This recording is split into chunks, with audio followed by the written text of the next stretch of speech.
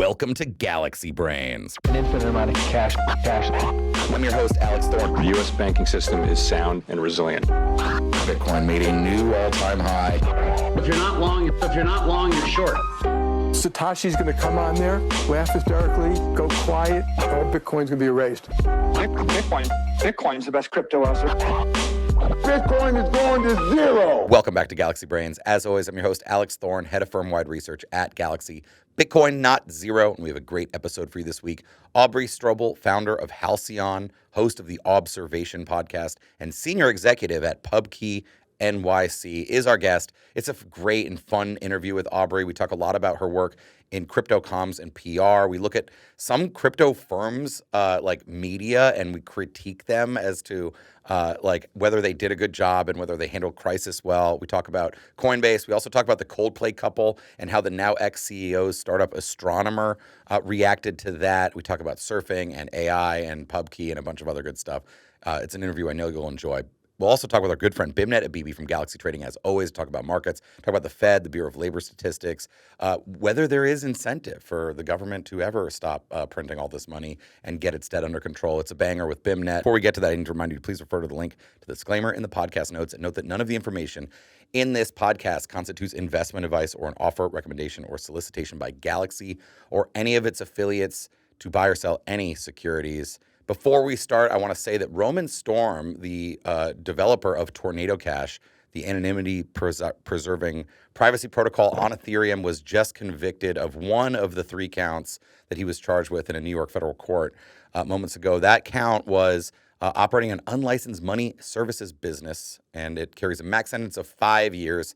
Everyone I talk to thinks that not only will Roman appeal the verdict, but also that there are plenty of grounds for appeal. Judge Fela, in the hearing where the verdict was read, acknowledged that there was plenty of grounds to appeal, and she believes that Roman will appeal in making the order that he need not be remanded to prison while he awaits his sentence. So he will be out until sentenced. Very disappointing ruling, I think, across crypto for a lot of reasons.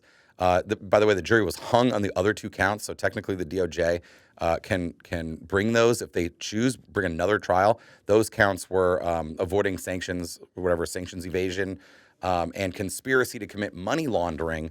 I'm quite happy that he wasn't convicted on those, particularly conspiracy to commit money laundering. It makes it sound like me and Phineas are in a room, like, literally conspiring on how to launder money. Like, that is not what Roman did. That is not what Tornado Cash did. It's an autonomous protocol that he coded.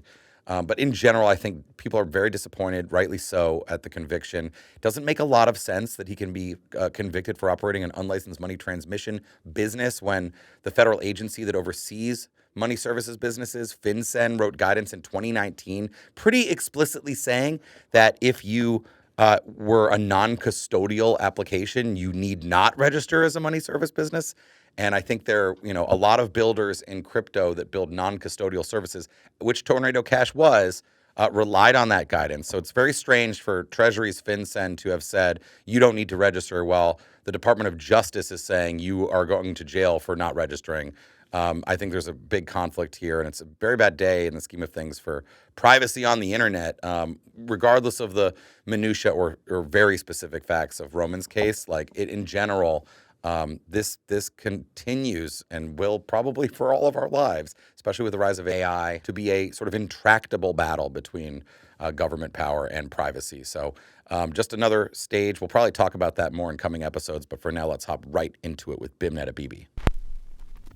Let's go now to our guest, Beimnet Abebe from Galaxy Trading. As always, Beimnet, welcome back to Galaxy Brains. Thanks for having me. So we're down a little bit from like a week or 2 ago. We recorded on Wednesday of last week. You were saying that it felt like maybe in crypto and possibly all markets you could get another leg higher, but then some stagnancy. I mean, it kind of feels a little stagnant now, but I mean, again, 115K BTC again, like it's a high price. Yeah, we've been sitting here when it was 16K. Yeah, so I remember those days. So it's it's like 8 times as high. But yeah, either Bitcoin or the market in general, like what does it look like to you at the moment? Yeah, I mean, let's just go through it by asset class. I think in fixed income, you've had a lot priced into the rate curve. So you've got about 60 basis points priced out to the December meeting. There's like 22, 23 basis points for the SEP meeting. And so the Fed is expected to start cutting in September, for Jackson Hole. And they're expected to continue cutting for the rest of the year. And that is largely based upon growth and employment figures that are showing warning signs, basically. You had a 200 almost 250,000 downward revision in the job series last week. And Right. so, that's pretty meaningful. Yeah, what? Let's talk about the jobs number because Yeah.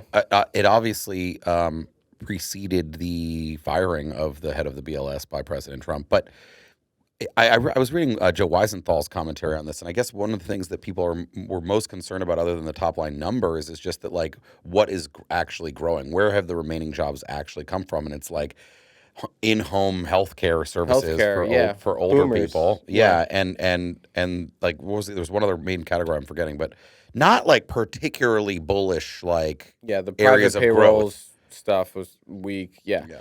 It's not, but it's such a weird situation. Again, you've got the immigration dynamics that are lowering labor supply. True. And then, demand's coming down because the economy's slowing a little bit. And so it's really strange. Like, if you look at the unemployment rate, though, at 4.2%, it still suggests that you're close to full employment. Now, there's some other metrics with respect to underemployment that are reasonably elevated, and some stuff that just doesn't get picked up in the data series because we don't really think about it that way, right? It's like, okay, a college computer science graduate gets a job at a firm that has nothing to do with computer science, but he's counted as employed. But the guy didn't take out $200,000 in student loan debt for Work at an insurance company or something. Correct. Yeah. Right. And so there's elements of weakness across the board. But again, the economy isn't markets, and I would say, given how big markets are, you can make a reasonable case that markets are more the economy than the other way around. And so even if we do see this weakness in markets, that might not, in the economic figures, that might not translate itself into pain in the equity sector quite yet. And I still think there's some technical dynamics that might push stocks higher. And so, there's a level of under-positioning amongst institutional investors. You're seeing like a pretty decent short squeeze today in names like Apple, which is pretty large and a huge portion of the index. I mean, it's second or third largest company in the world? Yeah, First? and I think it's behind NVIDIA now, and Microsoft, But think. it's, okay. Yeah. Top 5, top Yeah, 3. top 5, yeah. Top 3, yeah. That's Yep. probably the number 3. Yeah. But the point being is, there's still a ton of retail flow that's going in every single day. Some of the retail buying stats are just out of this world, like such consecutive days of just net retail buying. And institutions that are a little underweight and might be forced to chase if the index, moves higher. And so there's some technical factors that might continue to push, equity markets higher. And so that's why the S&P and NASDAQ, and corporate earnings have been really good. And there's, you're back in, corporate buyback season again. And so, you've got solid earnings, you've got a pretty nice fiscal backdrop of, government spending, you've got technical factors. And so, there's a really clean path for stocks to continue to trend higher over the course of the year. But I do think that, like we're probably a little overextended right now, and so there might just need to be like a little bit of position clearing for the trend higher to resume. But I think you're within eye shot of call it 2-3% of local top before you correct and then resume the trend higher and stuff. And I think crypto will likely follow suit. Is kind of my view on markets at this point in time. In FX, you have, dollar had rallied a ton, but now, euro's trading back above 116.50. Yeah. And so, the dollar weaker trade is still alive and well in markets, although you've had a huge positioning, kind of flush out. And so, I think the pain trade right now is probably for dollars to weaken a bit further. And, Yeah, and then on the commodity side, like gold is within spitting distance of all-time highs. And no matter what the geopolitical pressures do to oil on a short-term basis, like the long-term dynamics are there's still a ton of supply and OPEC is continuing to pump oil. And so, like all the rallies in oil this year have basically been faded. And Yeah. like I think that trend continues. And so you're in a place in the market where Q4 should be strong because of how much money the government is spending. Yeah, the Because of beautiful bill, the big beautiful bill. beautiful bill. You also have corporations that, by and large, are doing quite well, and they might actually have some like money to spend because now you don't have the tariff uncertainty anymore. So in Right. terms of capex, right, folks probably feel a little bit more comfortable in Q4, putting that money to work, knowing where tariff policy is for sure. And so if you're a company that needs to move manufacturing back onshore, you know that for sure now. And so you're probably going to start to invest because it takes time to get all the resources, the labor, the zoning, the permitting, etc. And so now you feel a lot more comfortable making that decision. And so I think between the big beautiful bill, between corporate capex and a consumer that's still reasonably strong and a market that hasn't really broken, like Q4 should probably be a decent nominal growth quarter, which again weighs against the Fed that looks like they're about to cut. And so it doesn't really make much sense to me To cut. to cut. Yeah. And and you don't even know like what the realistic tariff impacts are going to be till like months down the line. Right. Is it a one-off or does it create more persistent, price pressures? And even if like you don't create the more persistent price pressures, the underlying rate of inflation is still super elevated. Like before these tariffs, you're talking about core PCE that's still 70 bips plus above target. We haven't even seen below 2% in 4+ years. We haven't been at the inflation It's still target. running hot. Still running hot. Yeah. Right. But I think that this presidency is committed to running the economy as hot as possible. Right. Like I do agree with the decision that something needs to change in the BLS. Yeah. How they record the data has been poor.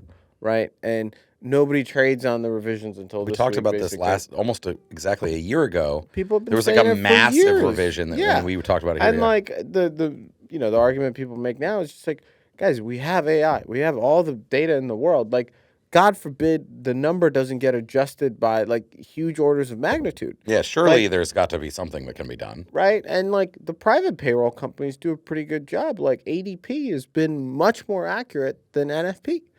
Right. But people are like, no, that's not the measure that the Fed uses. So like it's like less relevant.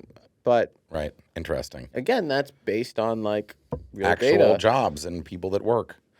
Yeah. So it's a really interesting set of market conditions. Sort of like converging trends too, right? Like Yeah. in some cases opposing trends. But the things that we know for sure are there's the big beautiful bill, that money will be spent, right? For sure. We do know that spending of that money necessitates raising of that money. So, debt issuance is going to continue to increase. And we've already seen that. Like this week alone, you had, I believe, the largest T-bill issuance ever as part of like normal auctions, which was like, I think it was like $100 billion issued in like one specific T-bill, which is like crazy. But also like, you had weird price action today. Like 10-year yields just jumped by like 5+ basis points in the middle of the day on no headline. It was just like a weird pop, right? That is a sign of like some kind of illiquidity. I mean, in someone that. was just selling and it was slightly illiquid in that tenor or something like that. Somebody might have fat fingered. Who knows? But like that's the type of stuff you get when a market's kind of thin Yeah. on liquidity. These outsized moves, and so you're at the point in the reserve cycle, in the debt cycle, where the spending a ton of money is going to have consequences within the market, and so if you're going to be spending a lot of money and driving inflation higher, ultimately via that spending and via tariffs, but also simultaneously cutting rates, right? Like that's bad for the dollar. And so over time that the big picture trends like are not changing, right? Like there are consequences to spending a ton of money. And you might create a bubble in that market. And, there's, one of the guys internally that's been on the podcast, I was talking to Chris Ryan today, and he seemed pretty convinced that, until you get to like these super frothy bubble-esque levels, nobody will take the job of getting inflation down like that seriously, right? And part of it is because of the system we've built where it never makes sense for a politician to make the hard choices, right? It's like, hey, I'm going to raise your taxes. Yeah. Hey, Cut spending. I'm going to cut spending. Grandma, grandpa, Sorry. like, I know you were looking to retire at 65, but wait, we might have to push that to 70. Oh, your Social Security check, where we've constantly done the inflation adjustments. Maybe that needs to be less. Hey, war hawks. I get it. You want F-35s everywhere. You want to be able to bomb anyone at any time. You want to put some shit on the moon. I get it. But maybe we got to reduce that by 10, 20%. Right. Maybe your district might lose like 1,000 military jobs. Like, nobody is willing to have these hard conversations because the incentive model for people to do these things is not there. Right? And so how do you deal with an issue where nobody has an incentive to properly deal with it?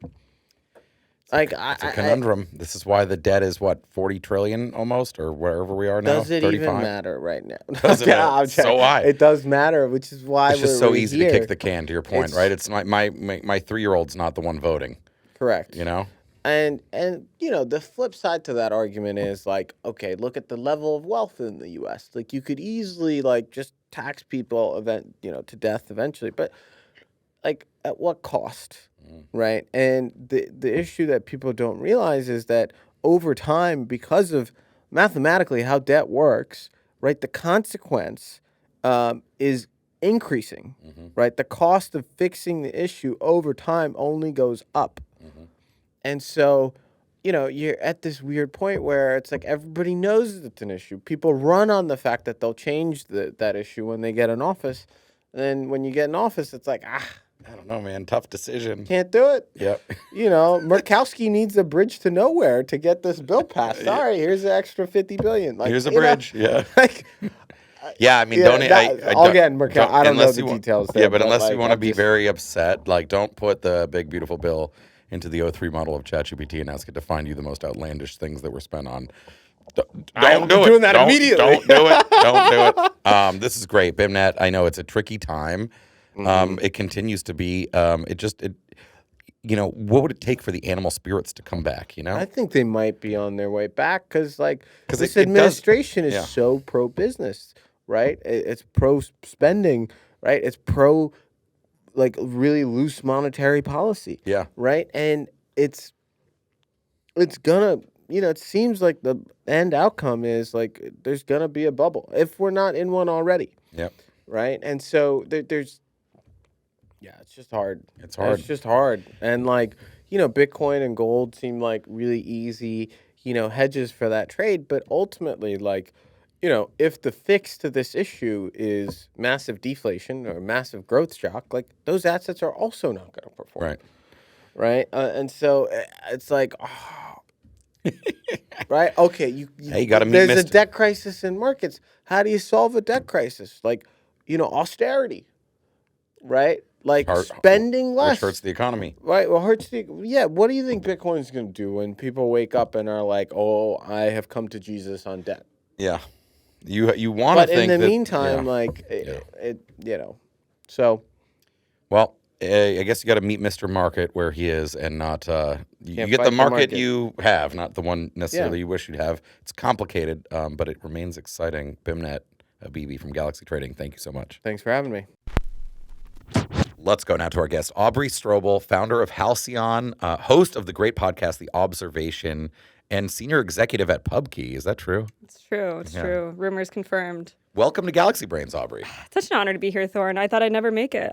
I'm so happy you did make it. And we're just yucking it up about the stuff we want to talk about. I think we have a fun conversation lined up here. We do. But before we get deep into it, what is Halcyon? You just started this, so congratulations and tell us. Yeah, thank you so much. I mean, I've been in the crypto space, Bitcoin space for a very long time, nearly 10 years. So I've been doing comms for, my entire career. And it's just been watching this massive gap in the market of just needing really good storytelling. Crypto has very credible numbers, but we don't have the storytelling to back it up, And so I wrote an op-ed that I published, I co-authored with my co-founder, Elena Nisanoff, and we talked about how crypto has a comms problem. And it's our fault. To be honest, it's our fault that crypto has a comms problem. Yeah. We've had a lot of, loud messaging, but it's been wrong. We've had stadium names, we've had celebrities. It's been ridiculous. You've been here, we've all seen it, but it doesn't stack up to the numbers, right? There was an article that came out in NPR recently that was like, talk about this new cryptocurrency called stablecoin. Did you see that article? Yeah, stablecoin, yes. Yeah, it was like, oh, this new... They talked about it like it was its own crypto. Exactly. Yeah. And it was like, that's sad. That's NPR. That's a very trusted news source in our country. And it didn't seem like malicious. They just did that bad a job. They just don't know. They just don't know. Yeah. And meanwhile, stable coins are a massive industry. Right. They settle 27 trillion annually. They're beating out Visa and MasterCard. Bitcoin ETFs are huge. One of the best ETF launch in history, 50 billion in net inflows. You know, it's crazy. But the stories look at this new cryptocurrency called stablecoin, and so that's honestly it's our fault, and I'm trying to fix that. Cool. So it's a comms and PR agency. It is, but it's internet native. So I think something that's really important, and I think we've seen this, with the Coldplay debacle that happened recently, is when you have a crisis, sometimes a press release or a statement's not the best. You need to go direct and put out a video. So we offer video services as well to help people tell their stories because let's be honest, we're on a podcast right now. This is how people like to consume media and understand the world around them. So it's a bit of both, internet native first. So I want to talk about crypto PR more, but maybe we should roll the clip of Gwyneth Paltrow from that company, Astronomer. Because I thought this was really interesting. I'd love to get your take on that. This was the company addressing the fact, because this is a venture-backed startup with a billion-plus valuation. Who just had to let go the CEO for whatever happened at that Coldplay concert. Yeah. But they still want to do business. They still exist. Yeah. And so this was them sort of addressing it while not addressing it. Let's roll that video real quick. Hi, I'm Gwyneth Paltrow. I've been hired on a very temporary basis to speak on behalf of the 300 plus employees at Astronomer. Astronomer has gotten a lot of questions over the last few days, and they wanted me to answer the most common ones. Yes, Astronomer is the best place to run Apache Airflow, unifying the experience of running data, ML, and AI pipelines at scale. So they don't address the thing directly. The screen is saying what in the hell was going on with the whatever? And then Paltrow is like, oh, we're great at SaaS AI stuff. What did you think about that approach to acknowledging it? I think it's brilliant because you have a lot of attention on you, so you need to make a bad situation good always. And I think in 2025, what people want to know and feel as an audience is that they're always in on the joke. So the worst thing you can do when crisis is breaking out is try to hide away like the guy did. He hid under a table, let's be honest. I think if he hadn't done anything, the guy wouldn't have said anything. The Coldplay guys wouldn't have said anything. That was my take. Just do nothing. That was my take. I was like, if you would have just even if he just buried his head kind of down, he would have been fine. Yeah. The guilt was just so apparent. But I know so, it was. It was bad. It was sad to watch, honestly. I've never seen a moment like that, in a long time, really take over, especially for a brand.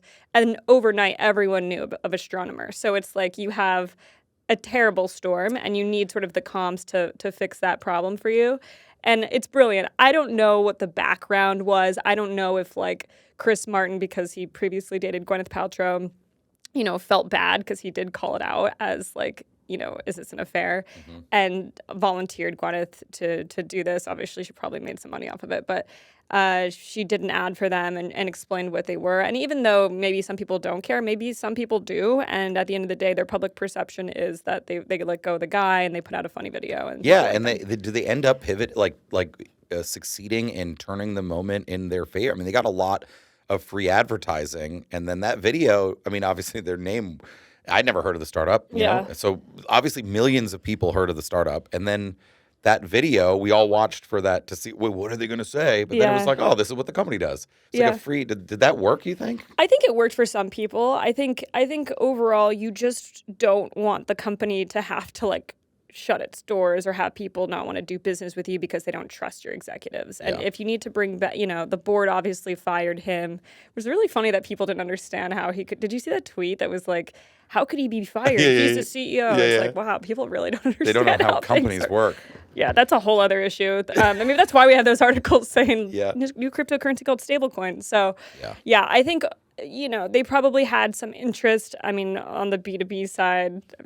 But, like, I don't know if I bet they see a spike I bet they do. in inquiries, at least. For sure. And I think, you know, you get new leadership in there, you look good, and now people who never heard of you finally have heard of you. Yeah. So... And I will say, it's not like this now former CEO broke the law. I mean, it's an embarrassing and terrible event, certainly for You're gonna get it canceled. for him and their families and stuff. But I'm saying, it's not like he literally has to like, you know, go to jail. It's not like a fraud issue, right? It's not like the kind that should sink a company, technically. It shouldn't. It's one of those things too. It's like, this isn't illegal. You technically won't go to jail for cheating on somebody, but ethically, do you want that person, if they make those decisions, running your... Well, especially because the recipient of the cheating was the head of HR at the company, HR people are the worst. I will stand by that. HR people...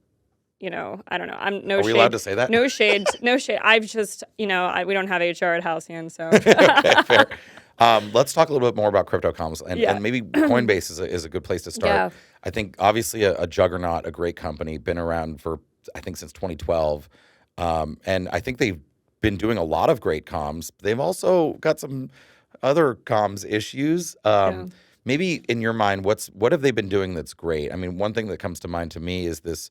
Is like their recent like Bitcoin video ads that they did, or like how it was expensive to buy a house, and you know these ones. Yeah, I mean, they donated to the largest super PAC. There's a lot of great things that Coinbase has done and Brian has done. You know, fair shake, and they've really were able to change a lot of the momentum going into the 2024 election. True. So we have to give them credit where credit's due. I really like right now that they are shipping like a startup. It's really rare to see that happen, especially with companies who've been around for so long. You could even take Apple, for example. All the phone releases look the same. Like the things, people, it's like the innovators like paradox or something like that. So people just aren't interested in you know, trying new things. And I think right now, broadly in Bitcoin and in crypto, people feel weird, right? Because we're kind of hitting like. We are hitting all-time highs. We're drawing back a little bit. We don't really have a full message going forward. Like, people are almost reinventing themselves. And I see Coinbase as reinventing themselves. But they're doing a lot of weird stuff. Like, have you guys seen their claymation stuff? No. They're, like, doing claymation stories, videos on their channel. Go to their homepage. It's pinned. They're doing like a claymation video of like little animals like describing their products. Huh. It's weird. I'm like, who is your audience here? Like, you always have to ask, who's your audience? Well, who are you guys talking to in this example? Yeah, is it like? So you know what? I see it here. Do you see it? Yeah, let's run this. It's 1 minute long. Yeah. All right. So actually, I'm going to watch it now. But Finn, you'll drop this in. It's two walruses. I mean, no one knows what the future looks like, but we really don't know what home looks like for us. And that's the cost of living. It's kind of funny. Is it really the money, or is it everything else you have to give up in order to become? They're just using AI. Right. It's not just the financial aspect, it's all the other costs. The family cost, the relationship cost. You know, I think home is all about you as a person. And then it says, if it's hard to stay afloat, it's time to update the system. What does that Coinbase? What does that even mean? Yeah, what does that mean? That is AI slop. So I'm sorry, it's AI slop, Coinbase. I don't know who's your creative director. Reach out. It's not. Was that meant to be a real conversation and then they animated it? Like, is that to normal people? I don't even know if that's a real voice. I'm not sure. I don't know. I don't know what they're.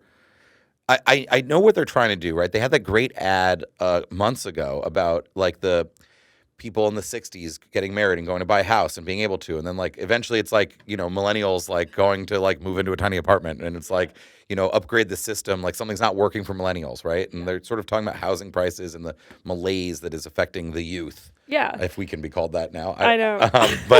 And it seems derivative from that theme that they're trying to say. These people are talking about how it's going to be expensive to have a kid, but I'm not seeing the connection that really clearly drawn. I know, because it's done badly. That's why we're here. No, I think it's so true. I mean, it is funny. I do think that ad that they did with the generations was really good. They used to do some really evocative, moving ads where you're like, wow, my money is broken. My money doesn't work. Right. Like, look at how we've been left as the millennials. Look at those boomers buying a house for a tin of blueberries and like selling it for millions of dollars Right. and retiring. Like Yeah. people, millennials especially, really resonate with that. So I think they've done a good job on that. I think the Stand with Crypto movement, has really like, there was like a grassroots approach to that. People really got behind it. So there's been a lot of really good stuff. However, they're sponsoring like the military. Yeah, that was a weird one. The fighter technically jets. the 4th of July parade is what it was, right? But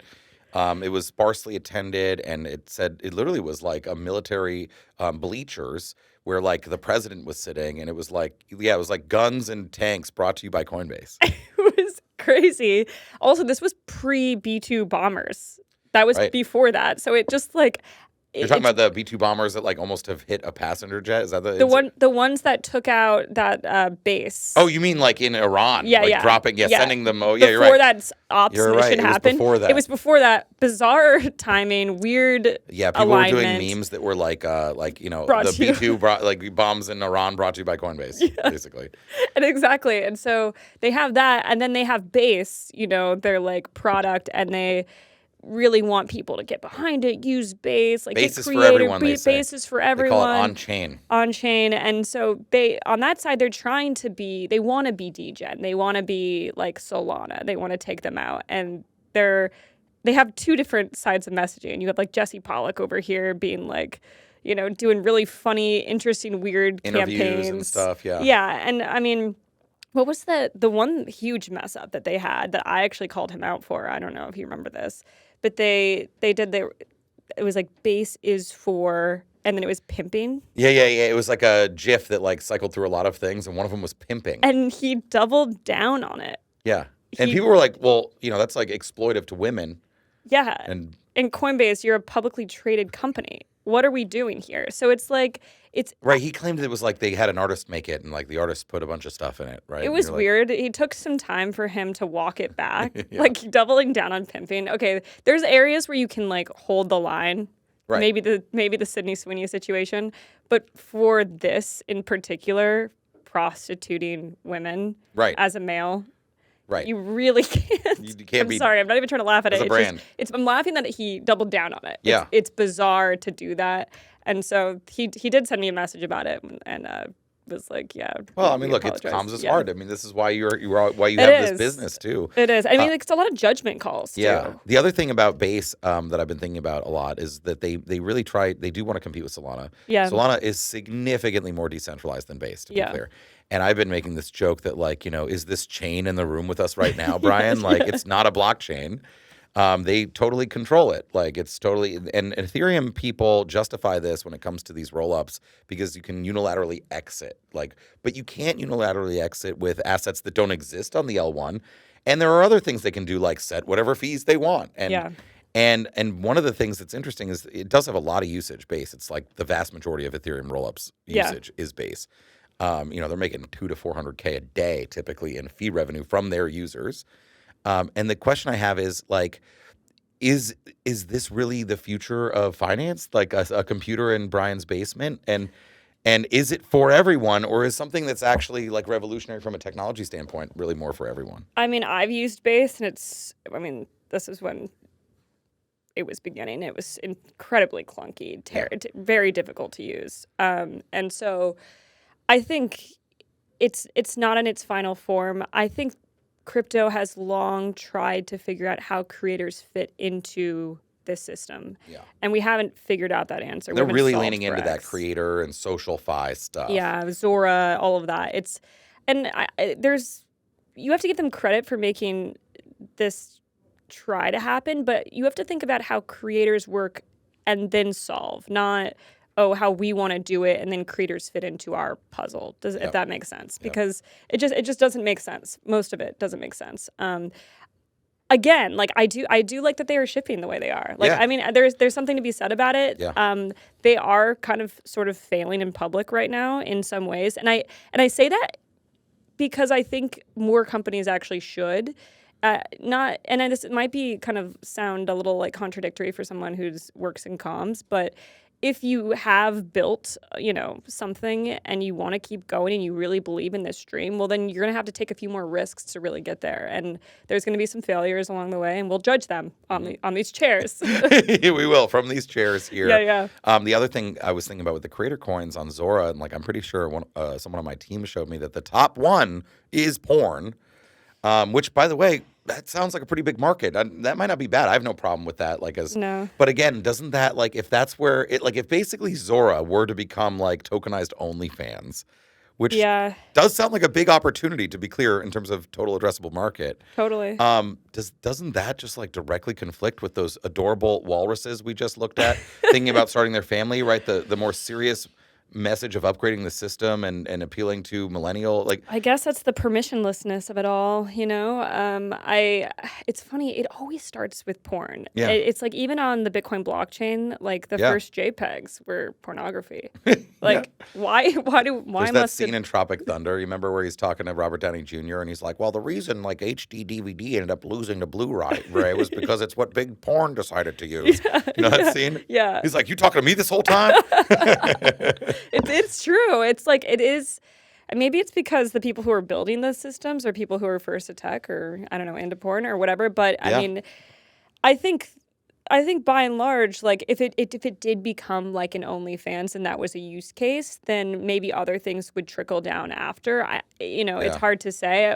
We don't really want to be known, I'm sure, as an industry that our first like creator product is pornography, and we figured out how to cheapen fees. I think that's for those creators. But I don't know how much we can say on the pornography. I agree. It just and you're right. It is open. But on blockchains are permissionless. I'm not certain that Base is actually permissionless. Surely they could block someone they didn't want to. Yeah, they definitely could. But they're trying not to. They're creating an open. I mean, if pimping was okay, like I don't know what the bar is. We should have known. We should have known. Maybe they were signaling it the whole time. Maybe it was a bad signal. I would say too, like we're picking and choosing here some notable things to discuss. Coinbase is a tiny, even dunking on Base. Like I think they earned $15 million in revenue in Q2 from fees on Base.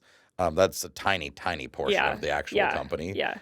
So just want to disclaim that like they are doing other stuff than other than this. But yeah, no, for sure. Coinbase has brought so many people in. My take on Coinbase too on the Bitcoin side is that Bitcoiners really love to hate on Coinbase, but name another company that's brought in more people to Bitcoin. You probably can't. So and they've been doing Bitcoin native. They did another ad where they showed like the physical size of the amount of money that the Fed had printed. It was like, where you have to like zoom way out. It's like the size of like the city of New York or something.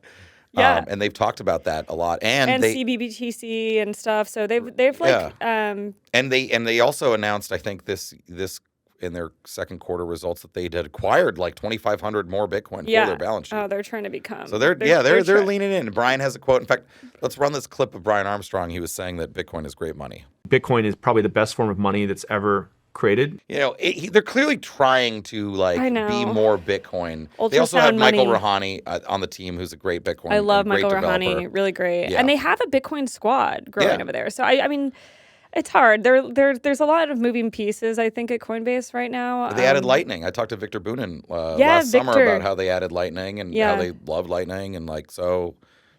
If people want to use Lightning, then they can.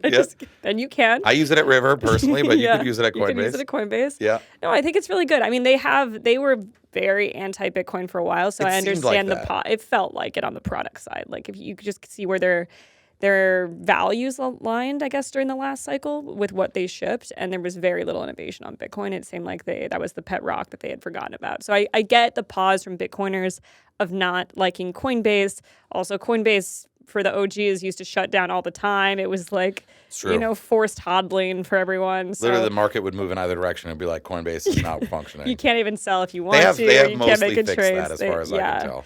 But I think they're doing a decent job. I'm interested. It's interesting that Brian's even going on podcasts and like doing this circuit. You can tell that they're trying to be a startup. So how it shakes out, how they end up at the end of this, I don't know, because they're running in like 10 different directions. They are. Well, good. This is a great conversation on Coinbase. Let's move on. Yeah. I want to talk to you a bit about AI and in general, like, I don't know, what's exciting. We talked about it on your podcast like almost a year ago, I feel like. Maybe it was last fall. Oh, yeah. And I said it was when the big meta in meme coin crypto was like AI launched coins like AIXBT and whatever. Yeah. And I said that we were surprised. We knew AI and crypto were going to overlap, but we were surprised. We didn't think that dumping, altcoins on us was going to be the first thing. Robots. I know. Robots dumping altcoins on us was going to be what we got. The first thing is always what we don't want. It's the AI robots. It's the pornography. Yeah. I think, it's good to see like Sachs in the administration a lot of leading progress. this. A lot of progress has been made, and I think we don't want China to win. And I feel like that was very evident in the last piece of this document that they put out last week, maybe it was a week ago, talking about AI, talking about innovation, infrastructure, global leadership. So I think it's interesting how the government has played out at the same time, right? Because we have the tornado cash situation happening at the same time that we're talking about we want to be leaders in code and AI. And it's like, well, where are we going? And it's going to be interesting to see how it all shakes out. Yeah. I feel like right now AI is having its like God moment, and we're still like on the comm side at least trying to describe Bitcoin and crypto and stables to people. So it's like people feel AI. They understand AI. They see it in their jobs. They see it taking over. But on the other side, we're still back a little bit on Bitcoin crypto, besides maybe stable coins, honestly. So AI like comms and PR has leapfrogged crypto comms and PR, you think? Well, so our thesis at Halcyon is AI, stable coins, Bitcoin DeFi. That's like what I believe in. That's what I want to work on. But there's so many things that are intersecting AI and crypto right now together. I mean, a lot of people are going the agent route, but I don't know if that entirely shakes out. I think a lot of it is going to be cutting out, taker fees, making things a little bit more accessible, building products that are on the blockchain that are AI native. So I think there's going to be a lot of that to come. I don't think it's totally like filled its void in the crypto side, but I mean, like AI is totally here. I use AI all the time. Yeah. What about, I was going to say in comms and in PR, like, AI video, are we going to see ads all be made by, I've seen some good ones. You probably have like seen ads and not known they're AI. Yeah. I think it's clunky to begin with, but I think we're going to be like very soon, how people used to get faked out, the older generation by like spam calls and all that stuff. That's going to be us. They'll be like, yeah, that's. I mean, there have been many where I can't tell. I mean, you look for things like extra fingers and stuff, but most of that seems to have been solved. No, I know. Like Google VO is really good. And like I've definitely seen some that I'm like, this, I could not tell. I got faked out on a few, and it's embarrassing. So I think that's why on the personal side, like the KYC level, digital identities, how that's going to shape out for people, verifying your own identity is going to be really interesting. And I've seen some videos of the president, totally AI, sounds exactly like him. Now the mouth moving perfectly. Yeah. Like, what does it mean for brand identity or for executives? Totally. Like, literally, we are going to live where you just can't trust any videos at all. Yeah, because imagine, a brand, a competitor brand wants to put out a video that's like defaming or like causing a PR crisis for somebody else, and it's the CEO saying this. Then what happens? That's a huge probability, and it's likely to happen. I'm not saying that a competitor would do that, but like misinformation and videos like that, deep fakes are going to happen. So we need DIDs basically to back that for brands as well. Yeah. And I don't know if they realize that's a problem yet. It's almost like a forward thinking issue. And I think with Halcyon too, so much of the comms has been reactive, defensive comms. Like, we only solve things when there's a crisis. What we're trying to do is put out an offensive strategy to talk about these things ahead of time before they even get there. So on podcasts like this, in our op-eds that we're putting out and publishing with the companies that we work with, because these are going to be future issues. And so really storytelling from the ground up is the important part. Then people know if something comes out of left field that it's fake. Yeah, I mean, you're going to have to put the fire out in some way, and you're going to have to verify it wasn't you and it was an AI. But the better AI gets, the harder that's going to be. And you said DIDs, you mean digital identities, right? And we don't really have a protocol for that. There's no widely adopted one. There's not. There's a lot of people working on it and trying that. Block was working on it a little bit. Even MicroStrategy announced one. Yeah, MicroStrategy was Block was working on it. Block too. was working on it. Was that what they called Web 4 or Web 5? Web 5, yeah. Solid. My friend Evan McMullen, she was working on it for a bit at Disco. So there's different companies trying to solve for this. I think it's going to become important for brands, important for private individuals, important for everyone, because you can't have moments like that. And the AI literacy, even just like internet literacy, is terrible. Like, people are putting queries into AI thinking like they can't pull that data and like use it if they were taken to court. Yeah. Like, that's people just have no understanding of how this technology works, and it's honestly really, really hard to teach people this kind of stuff because people aren't even financially literate. So what on stable coins, you said, so AI, stable coins, Bitcoin, DeFi, or Bitcoin, what was the last one you said? You want clients that are like a little bit separated, so like a Bitcoin client and Bitcoin DeFi client as well. Okay. So but on stables, what level of demand are we seeing in growth from your seat? Or like what does the Genius Act mean? Does it mean that is it going to be banks that need your help on this, or is it going to be startup? Like, I don't want to work with the banks. The banks aren't going to even want us anyway. They're going to have to adopt stable coins. They're not going to want to. But yeah, I mean, just on top of inbound, this week has been crazy. We've had so many people reach out, a lot of stablecoin clients. And yeah, I mean, it's come through the fintechs. I think it's going to come through remittances. And then the banks are going to have to get involved. And it's just going to push like cheaper fees, and it's just going to be competitive. There's some really, really good stablecoin clients out there, and I'm really excited to potentially work with a few. So that's... I don't know. I feel like stablecoins have found their product market fit. It is the outlier in this cycle, if you want to call it that. I don't even know what we're in right now. I don't either. It's like the only thing that's really found traction and people want to use. They like to own Bitcoin and they like to use stablecoins. And outside of that, the only other thing the case I've been making is that like swaps and lending and DeFi are very popular. It's just that most of the assets on chain aren't that good. I mean, you got Bitcoin and Ether maybe and some native L1s, and then stable coins. This has been my whole case for why we need stocks on the blockchain in some form. Yeah, tokenized eventually. stocks. Yeah, because owning equity is great. Yeah. Equity is great. I think of companies is great. It's going to be tokenized stocks is going to be huge. Yeah. But even just like the foreign exchange, like swapping between like USD to pesos or whatever you wanted, it's going to be so cheap, and like goodbye Swift. Yeah, goodbye Swift. I love that. Roman Storm his trial's going on. I guess we're recording this on Wednesday, July 6th, but it concludes the 11th, I think. Well, I mean, the jury's out, so whenever it comes back, it's over, basically, right? So this is a huge case. It's in New York. I mean, mainly, I guess, ask you this as a crypto person and a New Yorker. Yeah. He's in the Southern District. It's the Southern District of New York bringing it. I don't know where that courthouse is, somewhere downtown here.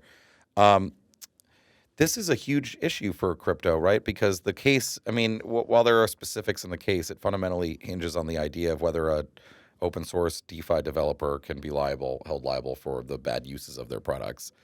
It's a little bit more complicated than that. I don't know. What's your take on this case? It's very symbolic for the entire industry. That's sort of what I mean. That's not actually what the case is, but it's very symbolic for that issue. Yeah, it's symbolic for that issue. And I think whatever happens here is going to set a huge precedent. I don't imagine they have him up to 45 years right now. Crazy.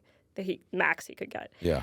I don't see that happening, mostly because even if he does get charged, I think you get pardoned by Trump, because I don't think with Ross getting freed and all of the, that has happened in this past year, that this administration or, David Saxon is here and everybody is going to let that fly. And if he was, charged, it just sets this terrible precedent for builders and people who see things differently and want to change the world. It's like, yeah, a mixer. Yeah, we have to first of all, I just don't think people understand. I don't even know if the courts can really and the jury really come to a good decision on this, because I don't think they really get it. Another comms issue. It's like, okay, so you look at all the people that are free right now that are also involved with Tornado Cash on some level. So he's like the only one that gets. It doesn't make sense. Yeah. It doesn't make sense. And if he goes away, it sets a terrible precedent for this country, for people who want to build in tech. I really hope it doesn't happen. But if it does, I think people are gonna. We should have protests. Honestly, I think people should be outside. In New York. A big issue too, because even the sort of more crypto native parts of the issue aside, like this constant clash between internet and technological innovation and privacy is such a core, inevitable issue. Like, we had a former FBI agent on here, Chris Tarbell, talking about busting Ross Ulbricht. He was the guy that caught Ross. Yeah. And I asked him about this, and I was like, are we destined to have this like government versus privacy problem forever? And he was like, actually, I hope so, because I hope the government never wins. Like, it's scary, right? Yeah, no, it's super scary. I would say, and no shade to Ross, but like he had, obviously a little bit more reason to be behind bars in a sense. And I'm not saying that he should still be. I'm glad he's done his time. Yeah. I think it's good to be out. But there's so many other people. Like, are you going to lock up everyone from Monero? Like, next? Like, what's the precedent then? Like, it's just like, is any privacy coin, privacy mixer, then, like, are we going after everybody? Does this become a witch hunt? Like, Still kind of seems like yes, though. Yeah. If that does, then, like, everything goes back offshore. It just doesn't make sense. I don't think with where we're going and the people that we have close to the president that's going to be the trajectory. And I know this is obviously, like, in the New York courts and everything like that. But I think... I think that it shouldn't shake out. And if it does, I think people should really protest that, because code is free speech and it's a First Amendment right. And I think that people should be pissed about it. Awesome. Here's another one. You are a active surfer. I know this from following you on Twitter. Yeah. When do you find the time to go surfing? Because, that's what I'm always wanting. Every time I see you out there or see that you are out there, I'm like, aren't you in New York working right now? And you are. So I'm confused. When do you? Well, I also on the weekends. I do. I go to Rockaway Beach, and I go to close, which is it's close-ish. It's like an hour out. Yeah. And I also go to Montauk. I went to Ditch Plains this past weekend, and honestly, had like the session of my life. No like way. It was just crushing it out there. It's always kind of scary to go out by yourself, because I don't have a lot of friends that surf. So if you do surf, you're watching this podcast, hit me up. I'd love to go out. But just absolutely. There's like this last wave, not to brag, but there was this last wave that was coming in. It was coming right to me, and all of a sudden you saw everyone trying to paddle for it, but they weren't in the right position. It was coming to me, and I was like, it was big. I was like, I have to go on this. Rode it all the way into shore. And then packed up and left? Well, because I was like, I just want one more. So when I rode that one back in, I was like, I got to go out on that, because it's just like... That almost seems spiritual. It is. Yeah. It is. And then I went and got a drink, and like it was like, this is amazing. But love to surf. I actually did a documentary on surfing and Bitcoin called Like a Feeling, which went to the Bitcoin Film Festival in Warsaw, Poland. And it talked about a circular economy in Mossel Bay, South Africa, that was adopting Bitcoin through Lightning payments. And so there's a bit of self-sovereignty in surfing and Bitcoin, I think, of just, you're on your own out there, you're in control of your own sort of destiny and path in this way. And there's a lot of responsibility when you go surf, because you are in you're with the elements. You're kind of with the ocean doesn't turn off. You can't get out. You can really get banged up out there, for better words. Then you don't, you have to be tough to like handle it and want that kind of responsibility in your life. And I think that kind of lends itself to Bitcoin too, because a lot of people don't want to self-custody, which is fine. That's fine if you don't. I don't know if everybody should. Like, it's kind of one of those things. I don't think everybody should surf either. It's my thing. But you can come if you want. I just don't want to. I don't want it to become too mainstream. It's like Bitcoin. Yeah. It's like they're like, don't move to Austin. Yeah. Right. They're like, we like it here. Just Keep it. Stay weird. Yeah, stay weird. Yeah. That's really interesting. I ski. I've been skiing my whole life, and I've really only even tried to surf like once when I was like 14. Never even tried really. And I always sort of like imagine, to me, like skiing, you're like riding the earth. It's fun, you go fast, but you're on a mountain. Yeah. And I always thought that there was something very like sort of like nature oriented and nature coded and spiritual about that. And I always have assumed that the only thing that I could imagine that would be similar truly would be like surfing, because you're riding the ocean, you're in the ocean, you're subject to the elements. Like it sounds similar. Yeah, but I don't know. Do you ski also? I've skied. I wouldn't call myself a skier. I've skied. I've snowboarded, and I think you're totally right. There's this off switch that you can kind of hit. Not always. Like sometimes there's only one way down skiing, but you can pull over to the most part. You have your phone with the GPS signal. That's true. Right? Like you have these things that are, and if you really got screwed, someone could potentially come get you. Surfing, you really like are by yourself. Maybe you can have an Apple Watch, maybe. But you don't have your phone. If sometimes there's a cleanup set. Sometimes you wipe out. Sometimes there's like a riptide that could pull you out, and you have to be able to solve this problem for yourself or you die. And so it actually really puts you in the moment of, when you see a wave coming towards you and it's going to be bad, holding your breath for that amount of time so that you can survive and really not die. Crazy. Which I think I like that, though. I don't know why I like it, but maybe there's something wrong with me. Maybe we should diagnose that in therapy. Should I lay down? You're not the only one who loves it. So. There's a lot of Bitcoin surfers. It's like there's El Zonte. It is like you're right, El Zonte in El Salvador. There is Bitcoin Beach. Bitcoin Beach. You're right though. There are a lot of Bitcoin surfers. I think it's this mindset. I truly think it's this mindset, and it's evident there. It's evident in Mossel Bay, South Africa. There's a lot of conferences now having surfing integrated to it. Yeah, so it's really cool. There was one in Biarritz, a Bitcoin conference. I was like, how do I get flown out to speak at that one? Yeah. Why don't I ever get to that? You're a Bitcoin surfer. I know. That's right up your that's alley. my thing. I didn't even get an invite to that one. So if you're running that one, I'm like always invited to the ones that are like, you have to fly to Singapore and you have to do like this thing and 6 layovers. Yeah, it's not the best. Hopefully not so much of that anymore. Before we wrap, let's talk a little bit about PubKey. You shoot the Aubservation from PubKey typically. Yes. What is your relation? I joked that you were a senior executive at PubKey. It's not a joke. Is it not a joke? I don't know. No. Do they have titles at that organization? What is your role at PubKey, or what are you doing with PubKey? What are your thoughts on what it means for New York and for Bitcoin? Yeah. It's funny. I brought a friend over to PubKey recently, and everyone has like a nickname. It's like Dags, and this is Jerk, and this is like this person, and they're like, "What in the world in the like sitcom is this? Like, what is this place?" No, Thomas is great. I came in the day he had launched PubKey, and there was just like sawdust on the ground, and he was like doing electrical work. I was like, "What? The thought you were a lawyer." Yeah, I was like, "What are you doing here?" I thought you worked at Fidelity. Yeah. And so he's become a good friend, and I really, it's now that PubKey exists, I can't imagine that we didn't have it before.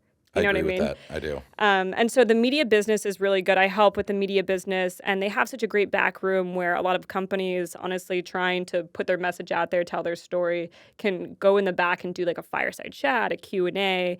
And I think that's sometimes the thing that we miss when we're all on like crypto Twitter, Bitcoin Twitter all day, is having these in real life conversations. I used to go to BitDevs back in the day, and a lot of the different meetups, but that was at the Standard for a while.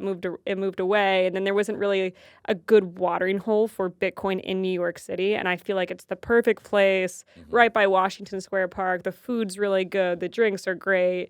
Having even, despite your politics, having a president, right, a presidential nominee, a former president come, right, and, try it out was insane, Yep. like what they've been able to pull off. They have Mike Germano there now too. Why was Pump in the back looking like He looked like a Secret Service he agent. looked like a Secret Service agent.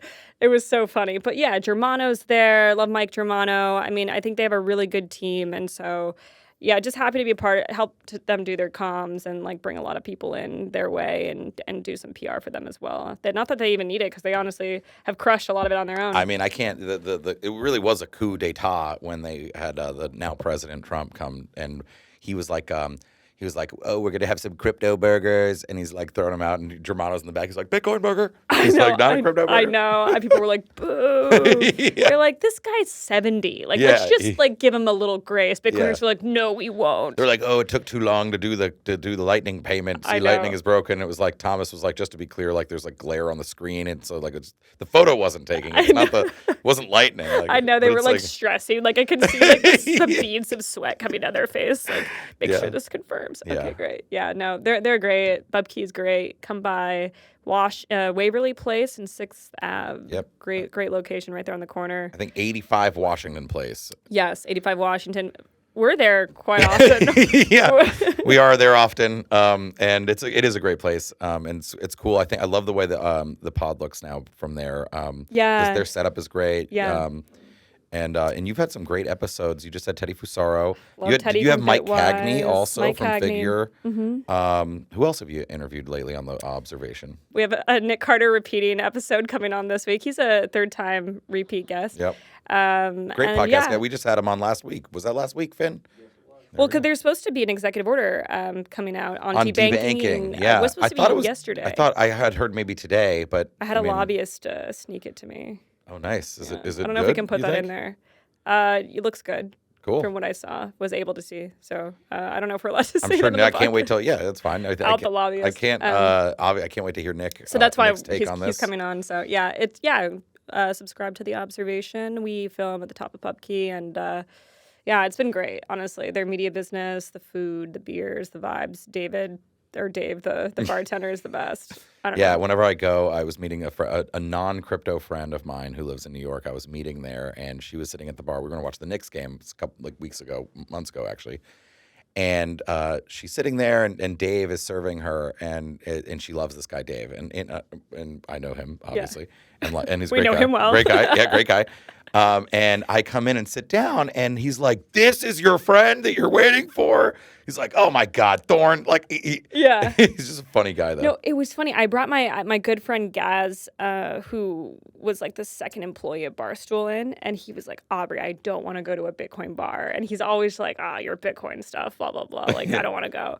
And I brought him in, and he met Dave, and he sat at the bar, and he's like, "This is good." He's like, "Do I like this?" Yeah, he's like, he was so confused. and people were like coming up and talking to him, and he's like, the vibe was good, like the music was good. And for someone who has like a very much a sports background coming into a Bitcoin bar, it's like, it's a good bar objectively. Yes. As a dive. That's right. You know? It's just a good like downstairs bar with all the good stuff that you'd like in a bar. The food's awesome. Yeah. So good. It was like the first time I got him to admit anything positive towards this industry. So I was like, that's a win. It's kind of like, in some ways, and I don't want to throw any shade on any of the other great Bitcoin third places that exist, but like now if I go to one of these, like I was at Presidio Bitcoin for this quantum Bitcoin thing 2 weeks ago. Amazing. I'd never even been to the Presidio in San Francisco. I didn't realize there was this like beautiful, like, I don't know what we would even call it, like quadrant of the city that's just like open with lawns, and it's beautiful. But, no bar, no food. Yeah. And I was like, I'm kind of like spoiled now. Like every Bitcoin place should be as good as PubKey, because like, what am I supposed to do? Sit in is it a week? Most of them are really just like a WeWork. I'm so partial to it also because when I walk in, it's like a Cheers episode. It really is. Especially when I bring a friend, it's like everybody knows our name. I'm like, there's a drink poured, like Guinness is poured for me as I'm like walking into the door. Like they got the grilled cheese ready for me. Yeah, like, it's so true. It's so good. I'm like, okay. And people are like, how do you know? I'm like, what do you do here? What do you do at PubKey? I'm like an executive. You're a senior executive. Team. What are you going to do? Sorry. Yeah. We will come see us at PubKey. We're there often, and watch and listen to the Aubservation, a great podcast. Congratulations on Halcyon. I can't wait to see what you do, Aubrey. And thank you for coming on Galaxy Brains. Thank you, Thorn, for having me. That's it for this week's episode of Galaxy Brains. Thank you to our guest, Aubrey Strobel from Halcyon and the Aubservation podcast, which you should check out. and our friend Beimnet Abebe from Galaxy Trading. As always, everyone have a safe and happy weekend. We will see you next week.